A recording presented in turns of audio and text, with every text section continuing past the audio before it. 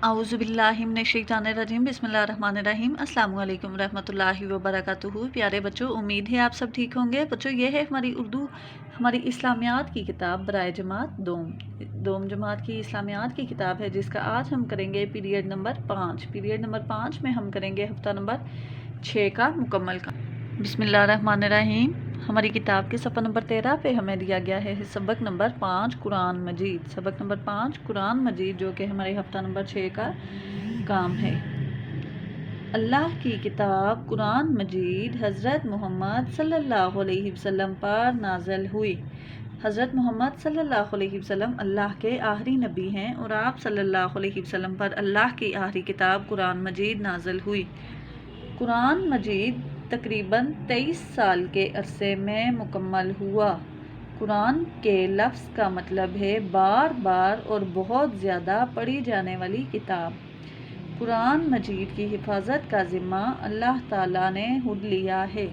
हज़रत मोहम्मद सल्लल्लाहु अलैहि वसल्लम से पहले भी 3 नबियों पर अल्लाह ताला की किताबें नाज़िल हुईं, तौरात, ज़बूर और अंजील, जिसमें उन कौमों ने अपने फ़ायदे के मुताबिक तरतीब में चेंज कर लिया, तर्जमे वगैरह चेंज हो गए, लेकिन कुरान पाक की हिफाजत का ज़िम्मा अल्लाह ताला ने खुद लिया है, जिसमें आज तक ज़ेर ज़बर या पेश का भी फ़र्क नहीं आया।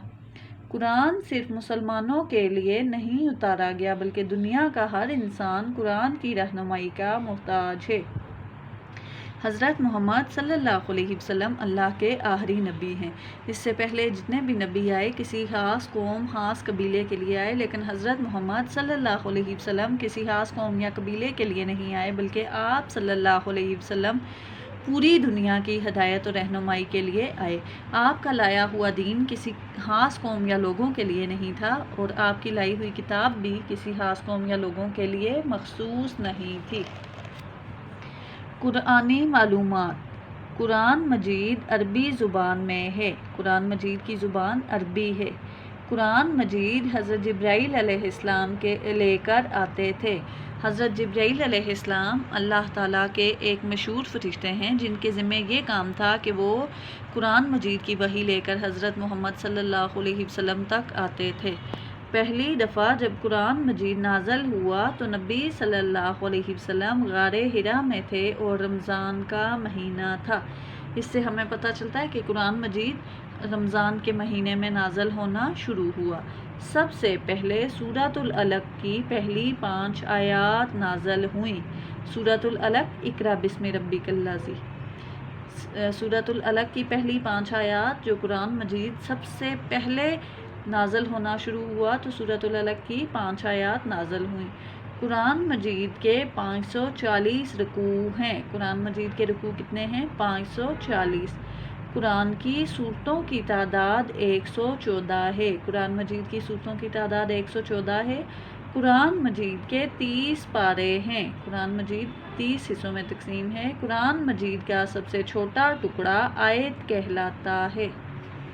जी तो बच्चों, आगे है कुरान मजीद के आदाब। कुरान मजीद एक बहुत ख़ास किताब है जो कि इंसानों की हदायत और रहनुमाई के लिए नाज़िल हुई।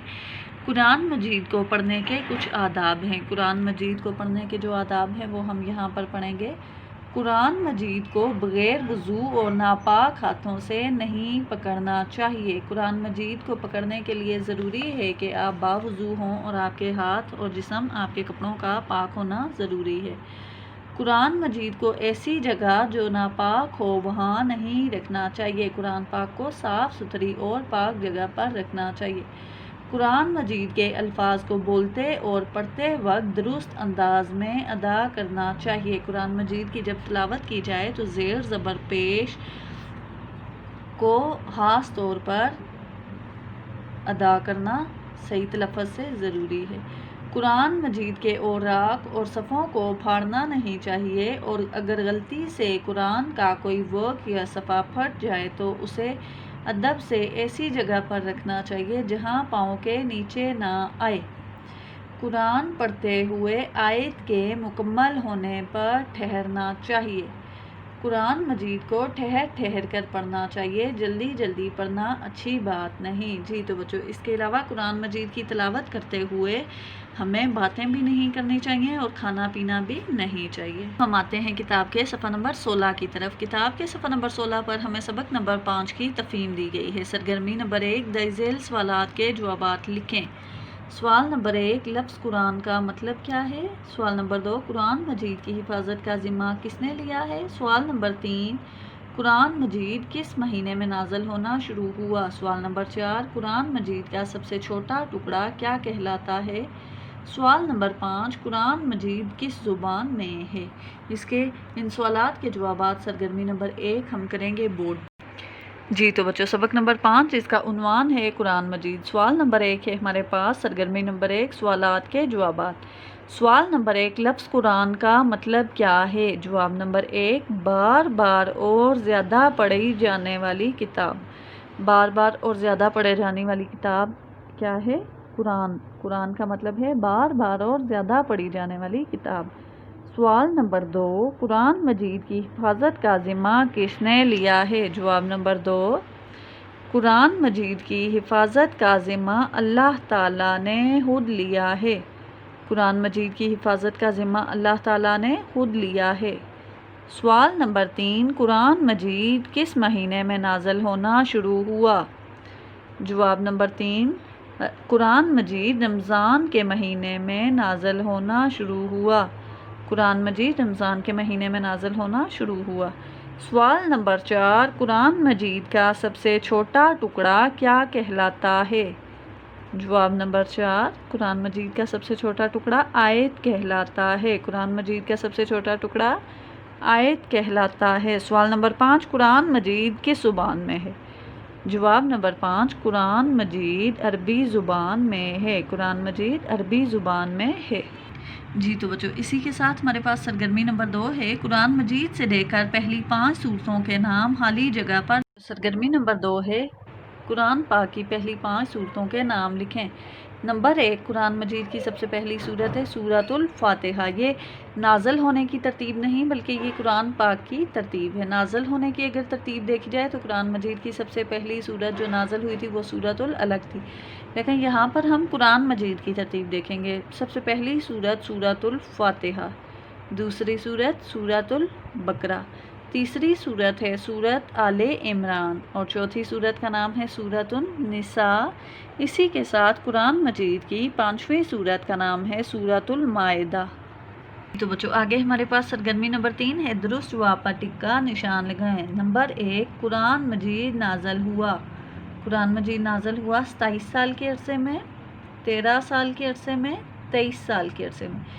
جیم اس کا درست جواب ہے 23 سال کے عرصے میں۔ قرآن پاک 23 سال کے عرصے میں نازل ہوا۔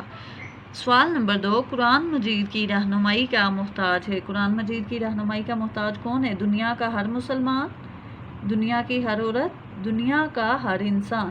جیم اس کا درست جواب ہے دنیا کا ہر انسان، کیونکہ قرآن مجید نہ تو صرف عورتوں کے لیے نازل ہوا اور نہ ہی مسلمانوں کے لیے، بلکہ قرآن مجید میں دنیا کے ہر انسان کے لیے، ہر قوم، ہر مذہب، ہر قبیلے کے لیے ہدایت ہے۔ نمبر 3، قرآن مجید کے رکوع ہیں۔ قرآن مجید کے رکوع کتنے ہیں؟ 520، 540 یا 500؟ جی تو بے اس کا درست جواب ہے قرآن مجید کے 540 رکوع ہیں۔ نمبر 4، قرآن مجید پڑھتے ہوئے ٹھہرنا چاہیے۔ سورت کے مکمل ہونے پر، آیت کے مکمل ہونے پر، پارے کے مکمل ہونے پر۔ قرآن مجید پڑھتے ہوئے ٹھہرنا چاہیے، بے اس کا درست جواب ہے آیت کے مکمل ہونے پر۔ سرگرمی نمبر 4، دیے گئے الفاظ کی مدد سے خالی جگہ پر کریں۔ الفاظ ہمیں دیے گئے ہیں 30، غار حرا، قرآن اور رمضان۔ سب سے پہلی ہمارے پاس خالی جگہ ہے قرآن مجید ڈیش کے مہینے میں نازل ہوا۔ قرآن مجید رمضان کے مہینے میں نازل ہوا۔ نمبر 2، دنیا کا ہر انسان دیش کی رہنمائی کا محتاج ہے۔ دنیا کا ہر انسان قرآن کی رہنمائی کا محتاج ہے، کیونکہ قرآن میں انسانوں کے تمام مسائل کا حل ہے۔ نمبر 3، پہلی بار جب قرآن مجید نازل ہوا تو نبی پاک صلی اللہ علیہ وسلم دیش میں تھے۔ کہاں تھے؟ غار حرا میں تھے۔ جب قرآن مجید نازل ہوا تو نبی پاک صلی اللہ علیہ وسلم غار حرا میں موجود تھے۔ نمبر 4، قرآن مجید کے ڈیش پارے ہیں؟ قرآن مجید کے کتنے پارے ہیں؟ 30۔ قرآن مجید کے 30 پارے ہیں۔ سرگرمی نمبر 5، قرآن مجید کے درج ذیل حروف کو پڑھیں اور ان میں رنگ بھریں۔ یہاں پر سورۃ الفاتحہ کے 3 الفاظ دیے گئے ہیں، آپ نے ان کو پڑھنا ہے۔ الحمد، الحمد، نعبد، صراط المستقیم، 3 لفظ یہ سورۃ الفاتحہ سے لیے گئے ہیں، ان میں آپ نے رنگ بھرنے ہیں۔ جی تو بچوں، یہ تھا ہمارا آج کا سبق نمبر 5 جو کہ مکمل ہوا۔ اللہ حافظ، فی امان اللہ۔